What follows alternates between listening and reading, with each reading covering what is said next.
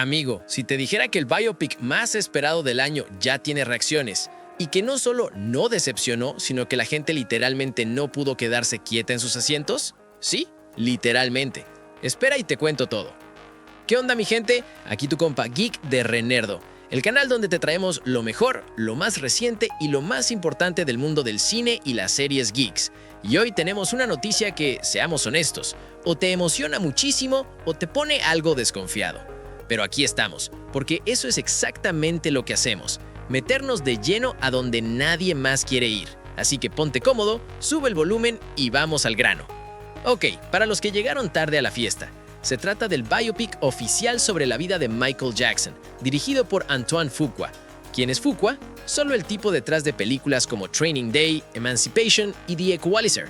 O sea, no es un director que se ande con medias tintas. Este señor filma con intensidad, con peso, con carácter. Y eso, aplicado a la historia de Michael Jackson, suena muy interesante. La película se llama simplemente Michael y ya tuvo su gran premiere en Berlín. Las primeras reacciones ya están circulando por internet y hoy te las desgloso una por una. Pero antes de eso, hay un dato que tienes que saber.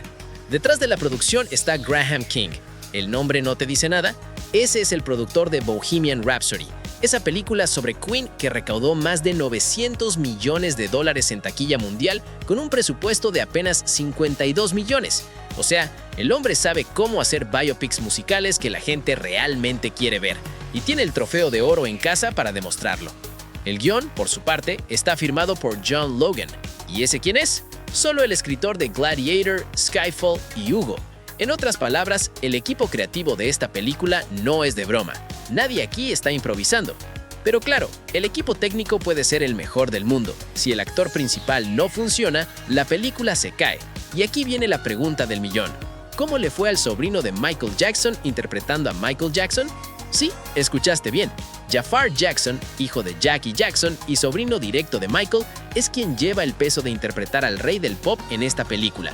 Y cuando se anunció el casting, las reacciones en internet fueron, digamos que variadas. Había mucho escepticismo. ¿Un familiar directo? ¿No es eso un poco nepotismo disfrazado de homenaje? Pues resulta que no, o al menos eso dicen los que ya vieron la película. Las primeras reacciones describen la actuación de Jafar como increíblemente creíble y en algunos momentos hasta inquietante por lo mucho que recuerda al Michael Jackson real. No hablamos solo de imitar movimientos o de lip sync bien ejecutado, hablamos de capturar la esencia de una persona. Eso es muchísimo más difícil. Y hay algo más. Jafar no se limitó a ser una copia carbón. Según quienes lo vieron, también logró mostrar vulnerabilidad, fragilidad, a un ser humano real detrás de la leyenda. Y eso, querido espectador, es lo que separa una buena actuación de una actuación memorable. Dato curioso, Jafar se preparó durante años para este papel. Estudió los videos, los movimientos, los gestos, la voz. Básicamente se convirtió en alumno de su propio tío. Hay algo poético en eso, o perturbador, dependiendo de cómo lo veas. Ok, pero la película no sería lo que es sin un villano a la altura. O más bien, sin un padre a la altura. Y créeme, la actuación de este señor está dando qué hablar por razones muy específicas. Si no conoces a Colman Domingo, es el momento de que lo conozcas. El hombre acaba de ganar el Oscar al mejor actor por Sing Sing en 2025. Sí, un Oscar, recién salido del horno. Y lo que está haciendo en esta película como Cole Jackson, el controvertido y poderoso padre de la familia Jackson, es, según las primeras reacciones, simplemente imponente. Joe Jackson es uno de esos personajes históricos que son fascinantes y aterradores al mismo tiempo. Fue el arquitecto del éxito de los Jackson 5, pero también una figura que usó métodos que hoy, con toda la razón, se considerarían abuso. Su relación con Michael fue compleja, oscura, marcada por el miedo y al mismo tiempo por una ambición sin límites. Y la película, según dicen, no suaviza nada de eso. No lo hace ver como un simple padre estricto. Lo muestra en toda su contradictoria humanidad. Eso añade capas y peso real a la historia. Colman Domingo con un Oscar bajo el brazo, interpretando a uno de los personajes más complicados del siglo XX en el biopic del siglo.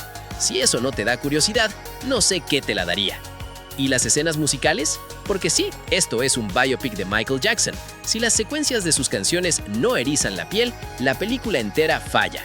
¿Cumplieron o no cumplieron? ¡Prepárate! Ok, aquí viene lo bueno. Lo que todos queremos saber. Las recreaciones musicales están siendo descritas como uno de los puntos más aplaudidos de toda la película. Y cuando hablo de recreaciones, hablo de cosas como Thriller y Beat It, íconos, momentos que están grabados en la memoria colectiva de la humanidad, literalmente. Según los que ya la vieron, la fidelidad es sorprendente. No es una versión inspirada en, es casi un calco de fidelidad. Y eso generó una reacción muy particular en el público de Berlín.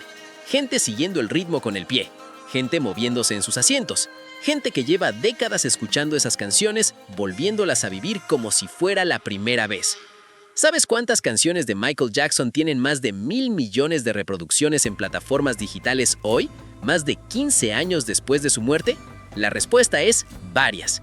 Thriller sigue siendo uno de los álbumes más vendidos de la historia con más de 66 millones de copias.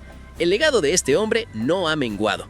Y si la película captura aunque sea el 50% de esa energía en pantalla, la gente va a enloquecer.